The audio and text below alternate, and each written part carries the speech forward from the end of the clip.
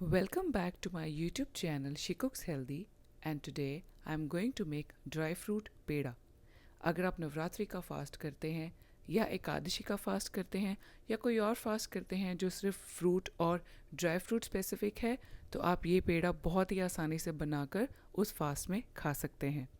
This is healthy and nutritious मिठाई क्योंकि इसमें मैंने ना तो चीनी डाली है ना ही जैगरी डाली है, बल्कि मैंने इसको डेट्स के साथ कंबाइन किया है। बहुत ही ईजी है इसे बनाना, तो चलिए आज की ये रेसिपी शुरू करते हैं।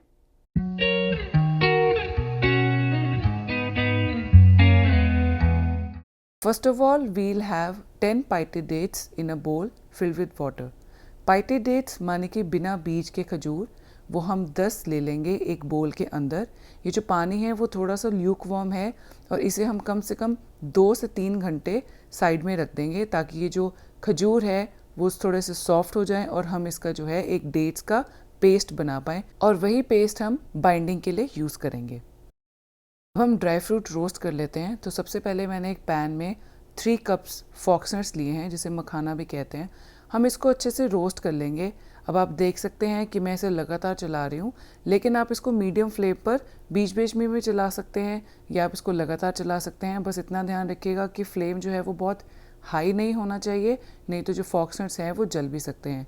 हल्का सा जब उनका रंग चेंज हो जाएगा तो आप इस तरह से उसको फ्लिप भी कर सकते हैं पैन के अंदर और आप देखेंगे कि बहुत ही क्रंची सा साउंड आना शुरू हो जाएगा। तो हम यहाँ पर करेंगे क्रंच टेस्ट। एक मखाना लेना है और इस तरह से उसको तोड़ना है। अगर तो वो अच्छे से टूट जाता है तो मीन्स हमारा जो मखाना है वो अच्छे से रोस्ट हो गए हैं। अब हम इसको एक प्लेट में निकाल लेंगे और सेम पैन में हम बाकी के नट्स रोस्ट करेंगे। अब मैं लूँगी 50 ग्राम के करीब आलमंड्स और 50 ग्राम के करीब कैशूज़। अब हम इन दोनों को अच्छे से रोस्ट कर लेंगे। अपना जो फ्लेम है वो हमेशा मीडियम पे ही रखना है क्योंकि ड्राई फ्रूट जो है वो बहुत जल्दी लग जाएगा, तो इसलिए फ्लेम जो है वो मीडियम पे रखना है या आप स्लो भी रख सकते हैं। और अगर आप आलमंड्स और कैशूज़ को रोस्ट कर रहे हैं तो आप उसको लगातार चलाते रहिए। अब आप देखेंगे कि जो कैशूज़ और आलमंड्स का जो कलर है वो हल्का हल्का चेंज हो गया है।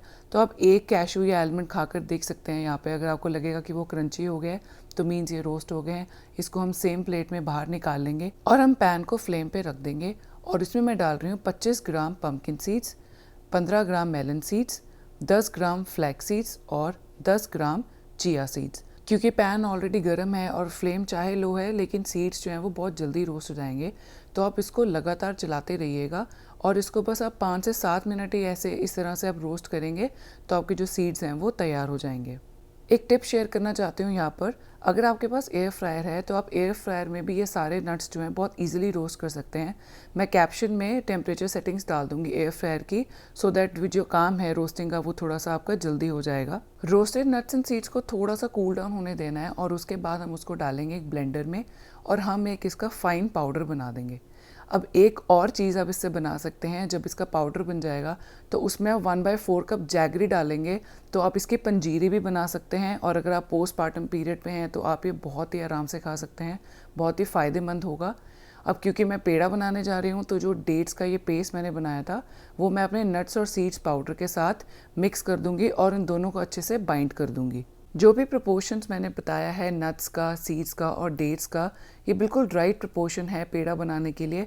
अगर आप डेट्स ज़्यादा लेंगे या फिर आप नट्स ज़्यादा लेंगे नट का पाउडर बनाने के लिए तो जो आपके पेड़ा है वो उतना अच्छा नहीं बनेगा। अगर आपको लगे कि आपका जो डेट्स है वो ज़्यादा है लेकिन नट्स का पाउडर कम है तो आप थोड़ा सा रोस्टेड फॉक्स नट्स का पाउडर बना कर इसमें और डाल सकते हैं। अब मैंने इसमें 10 ग्राम के करीब रेजन्स भी डाले थे। अब ये मेरा डो जो है वो बनकर तैयार है। मैंने ये डो और जितने भी पेड़े मैंने बनाए थे वो मैं सारे मेजर किए हैं एंड में। तो मैं न्यूट्रिशन वैल्यू जो है इसकी पर पेड़ा के हिसाब से मैं वो भी कैप्शन में मेंशन कर दूंगी, तो वो आप ज़रूर देखिएगा। एक कुकीज़ स्कूपर की हेल्प से मैं जो है यहाँ पे पेड़ा बना रही हूँ। आप चाहे तो सिंपली हाथों से भी थोड़ा सा पोर्शन लेकर उसको पेड़े की फॉर्म दे सकते हैं या आप उसको लड्डू की फॉर्म भी दे सकते हैं। मुझे आज लगा कि मैं पेड़ा की फॉर्म देना चाहती हूँ तो इसलिए मैंने उसको थोड़ा सा सर्कल करने के बाद थोड़ा सा प्रेस कर दिया एंड में। अब इसे गार्निश करने के लिए मैं इसके ऊपर एक कैशू हाफ जो है इसमें उसके ऊपर रखूँगी और उसको ऊपर से प्रेस कर दूँगी। तो ये हमारा नट्स एंड सीड्स पेड़ा जो है वो तैयार है। दिस इज़ एब्सोल्युटली नवरात्रि व्रत फ्रेंडली और एनी काइंड ऑफ व्रत फ्रेंडली, तो आप इसको बहुत ही आराम से बनाकर खा सकते हैं। अगर आपको ये वीडियो अच्छा लगा तो प्लीज़ लाइक कीजिए और मेरे चैनल को सब्सक्राइब कीजिए। Thanks for watching.